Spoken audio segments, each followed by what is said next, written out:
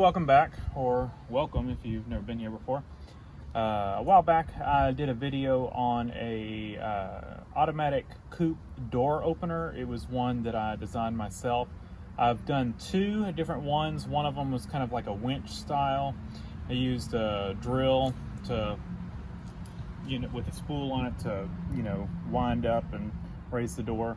And I've had some issues with that one, so I redesigned. We did another Coop, and on that one I used a linear actuator, which to me is a much simpler design, and it's much easier. It was more expensive, but it just works better, and it's more reliable. So someone asked me to install one. They had already bought this one from Amazon, and so they just asked me if I would install it. But so it's not one I designed. If I was going to do it, I would just do the one I designed before. I'll put a link to the video there if you want to design one. If you don't want to design one, this one looks pretty decent, and it's similar design to what I've done. This is a JVR automatic chicken coop door with timer control. I'll put a link in the description to it. This came from Amazon, and it was Prime, so got here in 2 days. So this comes with the door and everything. This is the track for the door. Now, one kind of strange thing, and I'm not sure why they did that other than maybe fit it in a smaller box. This is the door. Why they put a hinge in it, I don't know. And they have you tighten it down to where it doesn't hinge anymore. So to me, that's kind of quirky. Why not just put it in a bigger box and put a full sheet here instead of a hinged piece? But it works, whatever. So if you got that, this is the AC/DC powered model. You can also run it off a battery. It does come with adapter for a battery. Also comes with the AC adapter. You've got a linear actuator, pretty simple, and the control box, which is in a nice weatherproof box. And the weatherproof box has an input and an output. So your actuator plugs in here, and your power supply or battery or however you're going to power it plugs in there. Looks like it's got 100% money back guarantee, 1-year manufacturer warranty. It's got a timer similar to what I use on mine. It's almost the same identical timer, a little different. And then this is probably just a relay, or it's their control box. It's probably a relay in there, that actuates the linear actuator. So that's probably all there is to this one. Mine's a little different. I've got a similar setup with the relay, but I'm using a battery to power it, and then I've got a battery charger that keeps the battery topped off. And the reason I'm doing that is so that if power goes out, the door still goes up and down, quick and easy. So let's see. Oh, we forgot the hardware, and they actually include a little tape measure. Well, that's kind of nice. It's like a little sewing one, but so really, as long as you've got a screwdriver, that should be the only tool you would need to install this, as long as your framing is correct to accept it. So we're gonna have to go check this one out and see. I think we're gonna have to do some modifications of the Coop itself. We're gonna take this stuff over and see if the door itself will fit.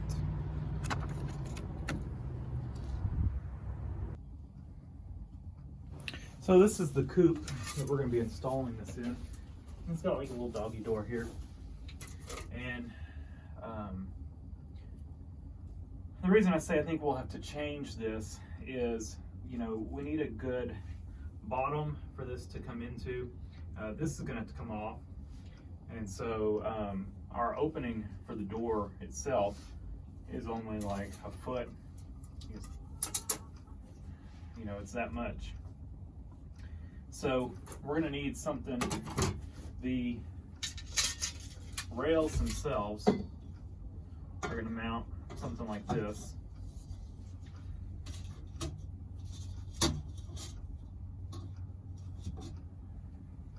Of course, that's too wide.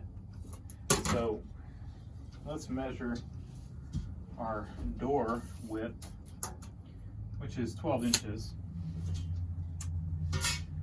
And our opening here is right at 14 and a half. And so if we are 2.5 inches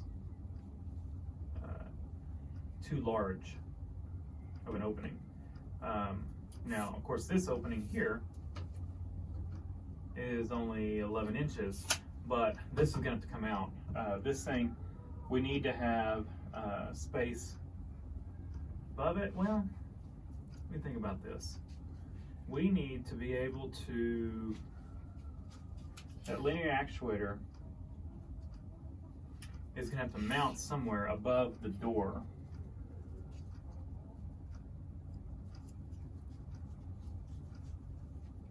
And so it could mount inside of here. I was thinking at first we would have to mount it on the outside here, but really we wouldn't have to. We could mount it recessed in here. I don't know what kind of framing is around this. I think all we've got is a board up here and probably a board down below. There may be framing in here, I don't know. So we're going to have to take this off, because this is going away, and see what's here, and we're gonna have to frame out a little opening for this thing. Now, we've got a hole in the outside of this siding, I'm assuming, that's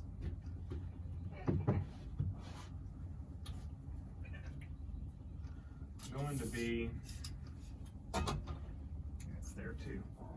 So we're gonna have a hole there. It's probably about 18 inches. We're going to do something to frame that in. I'm just supposed to mount the door, so I'll do my best to probably just put a board in here to finish framing that and close up any gap. Unfortunately, this hole's bigger than this, so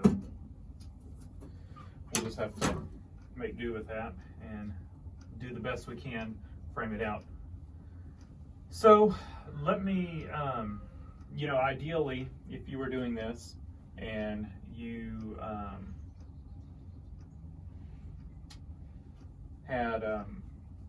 you were starting from scratch, you would cut a hole, you know, big enough for this door. We're having to put it in place of a door that was already here that's bigger than the Coop, the automatic door.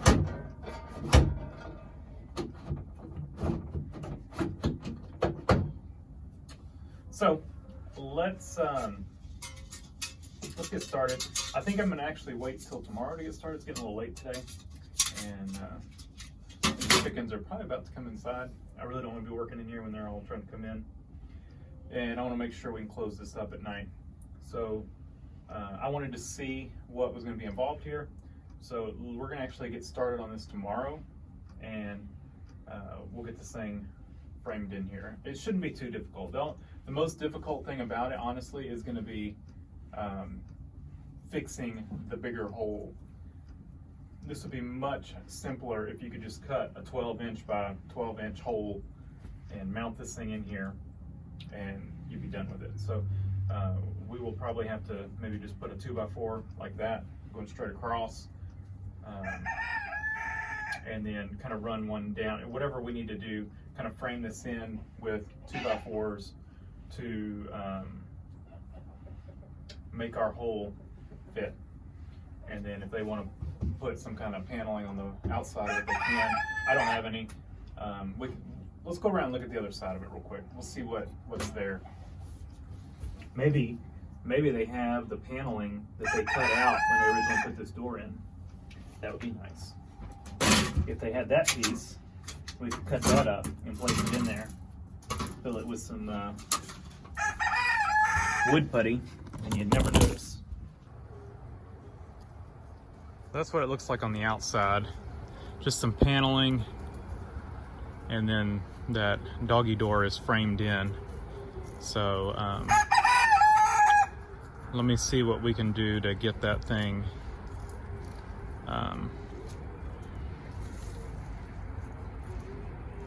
get that hole the right size.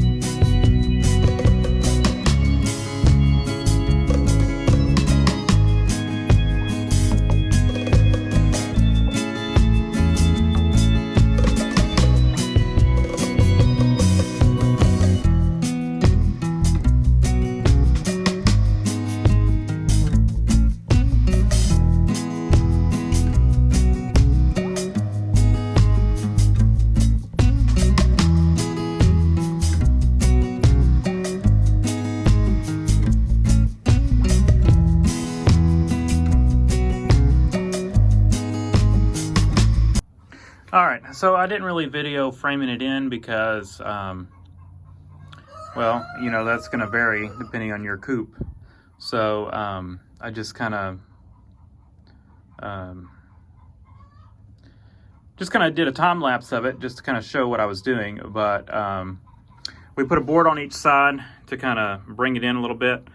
Our spacing should be pretty good there for screwing in the track. And then those are treated 2x2s, a little bit smaller than that. And so I trimmed a little off of here so that it was flush, so that when we screw, because the track's going to screw into these, and I didn't want it bowing out right here. I'm not a carpenter, so don't judge me, but that's what we got, and that should work. My only concern is I think we'll be okay because the thickness of this is pretty thick, and I think that'll make up for this distance. It's just making sure that the it's not too tight against the door right here. Now the door will not come below this, so it's not going to get caught under here. You know, it's going to come to about right here. But it looks like, you see that, I think we're going to be okay. We'll see. Worst case scenario, I'll put a thin board right there. Something like this. I've got this, and I can lay that right there. You know, and and we'll mount the door on that. So that's worst case scenario. I think we're gonna be okay though. Shoot, I could even take a sander and sand this down some if I needed to, but I don't think we're gonna do that. I think it'll be just fine.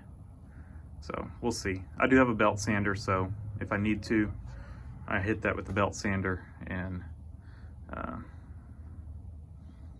it'll be better. But we're gonna try it first like that. I'd rather not have to space it out further. So yeah, I think but instead of doing the board, I probably would do a belt sander and just sand that down some.